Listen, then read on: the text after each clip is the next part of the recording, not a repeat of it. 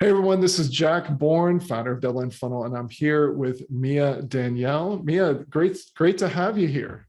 Thanks. I'm happy to be here. Thanks for the invite. Yeah. So why don't you tell us a little bit about your business and who you serve and how you help them? Yeah, so I've had a blog for many years now. And over time, that transitioned into a podcast, which has turned into a YouTube channel. And essentially, I just help people to create holistic and clutter-free spaces. So I just use things that I've done with my own students. I have a course, Clutter Cure, which is where I use deadline funnels. And so I just like to help people to create spaces that are supportive to them and that feel really good. So that's always been kind of my core passion, is to help people to create spaces that feel good and that don't stress them out, but instead feel really supportive. And over time, it's just kind of grown into its own thing. So tell me a little bit about how your origin story. Were you doing this offline for clients one-on-one? How did you find your way into this particular space? Yeah, so I think that, like most people, it was a personal experience that led me to just sharing my thoughts on a blog. So, when my daughters were really young, which now they're teenagers, they're 13 and 15, but at the time I became a single mom, they were like 2 and 4 years old. And so I kind of went through my own journey of realizing that I really needed to have a support system at home so that I could take downtime, so that I didn't have to be taking care of everything all the time to be like at 100%. And so I did my own research journey. I came across things like clutter-free living and holistic living and all these different things that you see on Instagram and online and everything. But I really found it interesting.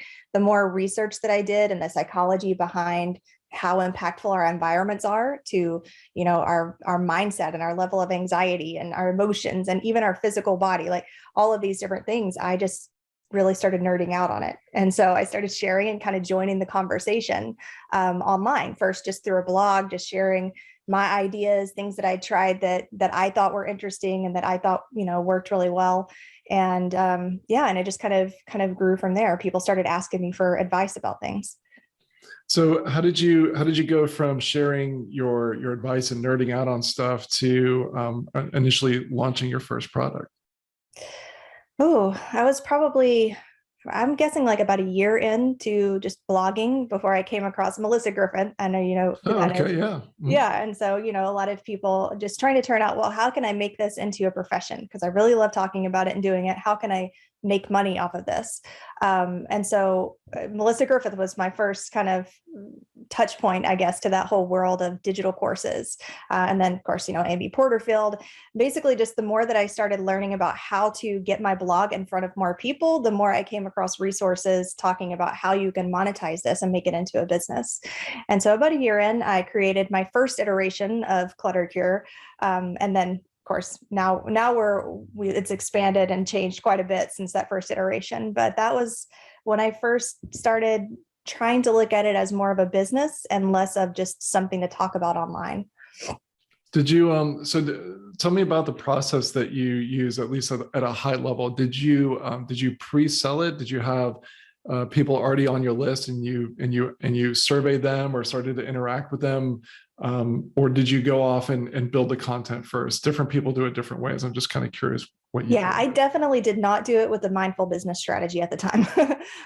No, I dumped hours into creating this course, and the first time around, nobody bought it.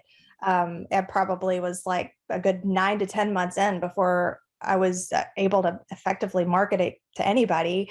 And even then, it wasn't super successful. So I would say I've been blogging or sharing about this message for 5 or 6 years. I was a good 2.5 years in before I started breaking even, Oh, like wow. on the time that I invested into creating the course before I started seeing, okay, well, maybe this can be profitable.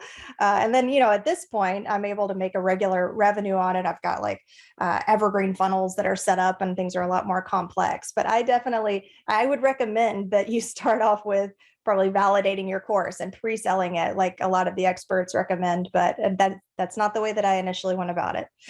How did you sustain yourself through the ups and downs as you were working your way towards where you are now?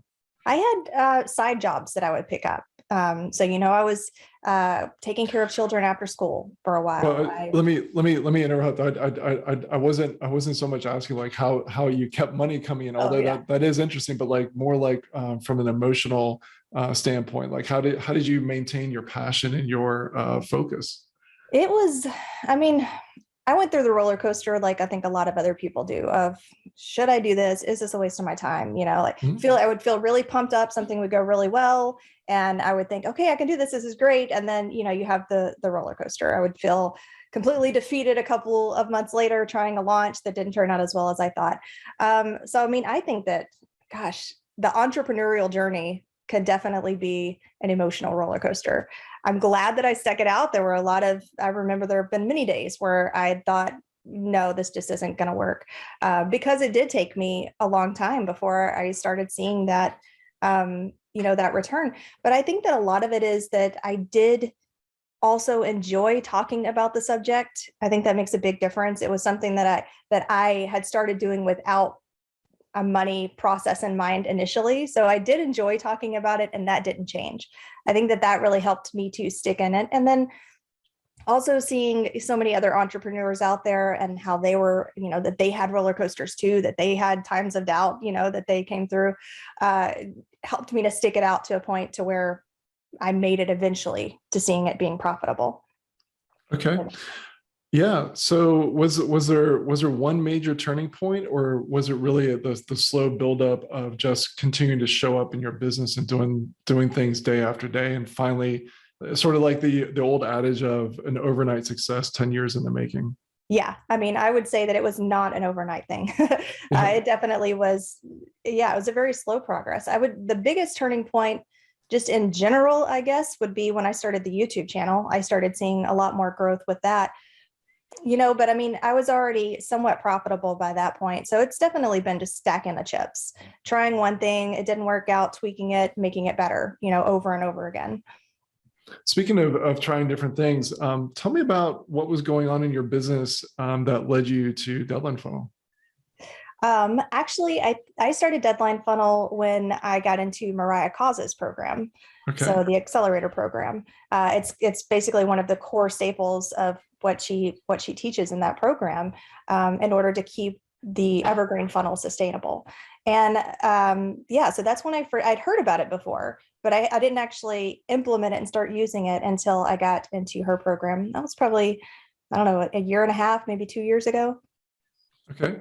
And was that for a webinar funnel, an email funnel? What sort of intake process did you build out using Deadline Funnel? It's for a webinar funnel. Okay. Yeah. Yeah. I think as I was asking the question, I thought that's what she teaches, is the webinar funnel. I know that. So great. Was it a webinar that you had done live a few times, and so you knew it was converting, or did you just sit down and say, okay, I'm gonna create this automated webinar? No, yeah, it's one that I'd already tweaked a while. I was having success with it in live launches.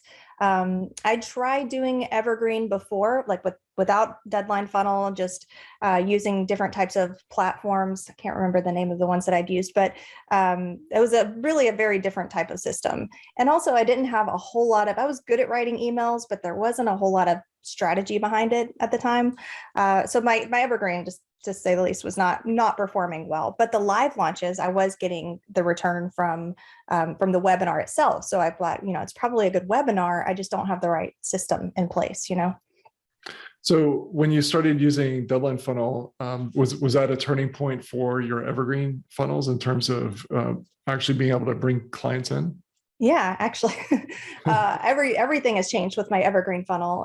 It's a mixture of things, of course. Like the sales page that I got a lot of information on from Mariah, the email sequence, but Deadline funnels, I mean, you have to have the urgency, right? And it's really hard to build that urgency when you're doing an automated Evergreen sequence. And so that urgency, I think, is just a necessary component, and that's what Deadline Funnels provides. And it's also really simple to use. So once I got it set up, and I know that the customer service there has been awesome. I think I've spoken to you directly a couple of times in the customer service, like with questions that I've had setting it up. But once I got it set up, it's just so simple to use. So I think that's definitely one of the turning points in actually being able to see results was having something that I'm not having to look at all the time that's adding that urgency. Awesome.